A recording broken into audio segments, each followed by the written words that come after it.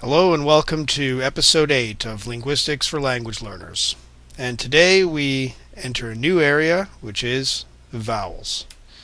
So what we've seen so far is the consonants table. This is at the top of the International Phonetic Alphabet chart. So we've looked into that table in some detail and gone over almost all of the English consonants. And very briefly, just saw a quick mention of the special consonants area over on the left here. A lot more there to go through in more advanced levels. But now we're going to get to the other half of basic phonetics. In order to produce actual words, you can't get by on only consonants. You have to mix them with vowels. And that's what you see over here in the middle right of the chart, the vowel chart. And that's what we're going to look at now. So, yeah, a lot of new symbols there, and same old story with the International Phonetic Alphabet. Each of those symbols stands for one unique sound that could be in any language. So what is the deal with vowels? What makes them different from consonants? You may remember from the consonants section that a consonant is made by somehow blocking the airflow, by making an obstruction in your mouth somewhere that somehow interferes with the breath coming out, and then that's what makes a unique sound.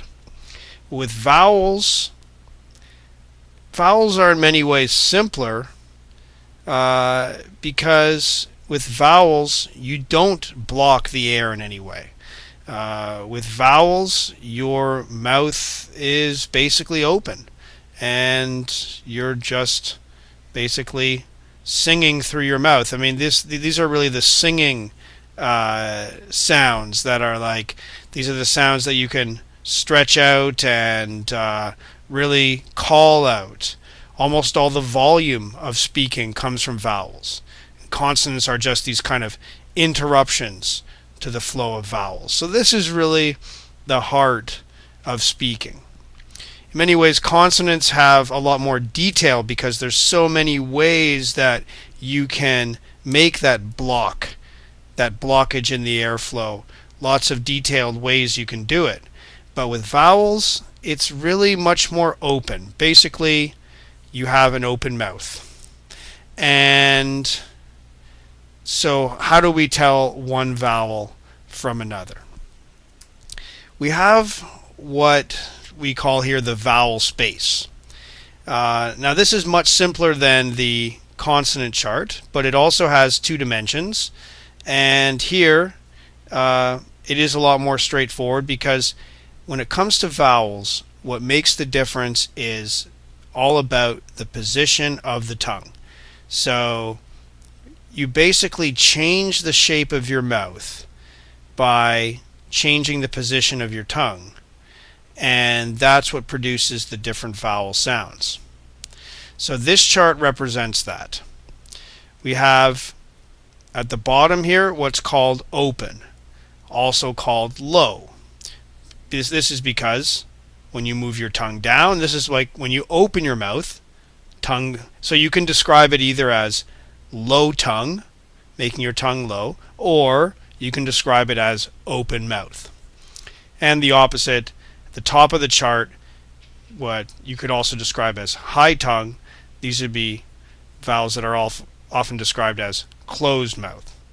So there you go, one of the most basic variables you can change when speaking is opening and closing your mouth. Now the other dimension here along the left and right is how far forward or back you move your tongue. And by convention, and you may have noticed it also in the consonant chart, they always like to have the front of the mouth on the left and the back on the right. That seems to have just become a convention. I'd like to do it the other way because if you're writing left to right, you speak from the back of your mouth towards the front, but no, you just have to imagine that this is like a mouth that is looking towards the left. So there's the front of the mouth, and then the back there is on the right side. So those are your basic two dimensions in which you can make the different vowels. And these points on the chart are what are called cardinal vowels, where they're sort of ideal vowels. Because the thing with the vowel space, unlike the consonant chart, where you have clearly different locations, different styles in the rows and columns, this is really more like a space. This is a continuum, an open space. You can move your tongue fully up, little bit up, medium, little bit down, all the way down, and same with forward and back. These are sort of, they're more like clouds and like tendencies than exact points. And each language will tend to have a slightly different favored tongue position for the different vowels. And this is part of what gives flavor to pronunciation. Even when you're a very fluent speaker, if you are a second language speaker, you might have your vowels might just be a little bit unusual, and that is part of the flavor and character of a second language accent. The other thing to note about that is that with the consonants, you have mostly the same throughout all the different varieties of English from around the world. You'll notice we didn't really talk about different English accents yet, because in the consonants, for the most part, they're the same, well, whether you're speaking British English, American English, Australian, or whatever. But when it comes to the vowels, that's when you really get the differences and that really stand out between how different varieties of English or any other language make their sounds. So you can see everything about the vowels is more fuzzy, slippery, liquid, similar to the discussion in the episode about the liquid consonants.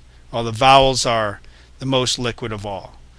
And so when you're studying a new language, you can learn the vowel space for that language. Compare it to the vowel space of your own language and maybe make adjustments.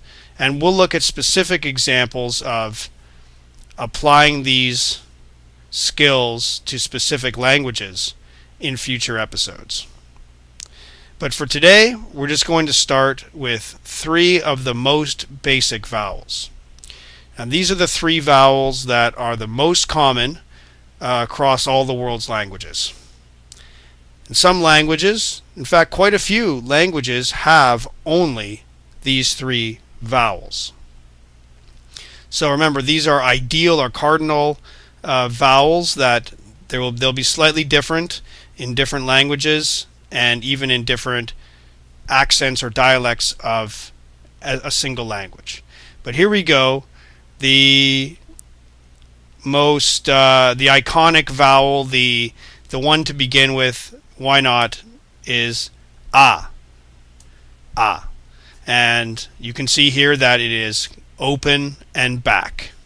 It's at the bottom and it's out on the right. Also called low back. So that means that when you produce this sound ah, you have your tongue back and low. Tongue back and mouth open. And notice that this is an ah without the roof. It's just the round ah. So that actually makes a difference with the IPA. That can be a little bit tricky. So yeah, this is your sound ah. In a word like long, you would have this vowel. Now we'll go to the opposite end of the chart. And, well, why don't you try that? Make your mouth as close as possible. So your tongue is up, and your tongue is as far forward as you can go while still keeping your mouth open. And you end up with the sound E. And that's what you see here written with the letter I, which can get confusing when you're talking about the phonetic alphabet, because this is the letter I, but it refers to the sound E. So that can be a little bit confusing, because you could say that that's an E, or you could say it's an I. Well, I think of it as the vowel E.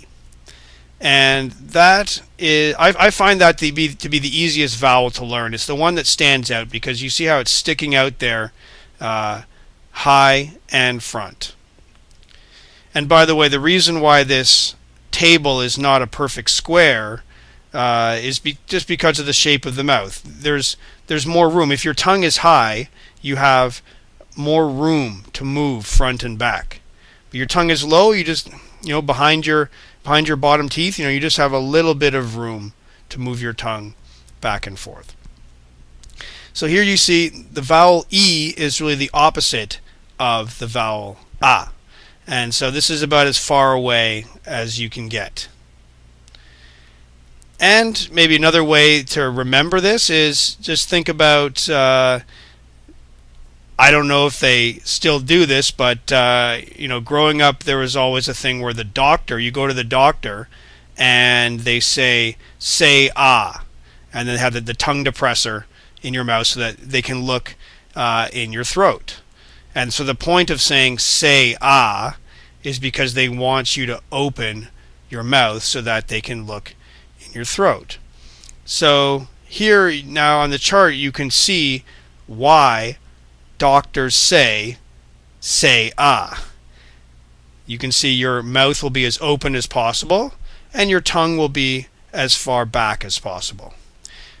Doctors will not say E. If they said say E, then they would not have much of a view in your mouth because your tongue would be right there. So those are the two extremes. And now the third and final vowel in this first lesson about vowels is what happens if you move your tongue high like the E, but back like the A. Ooh. Well, that's where you get the vowel oo, as in food. So these three vowels together are the most common overall, and most languages will have them at least, and many will only have them. So they're very far apart. They offer they occupy the perimeter of this space, so that it's kind of easy to hear the difference between them because they're kind of at the extreme edges.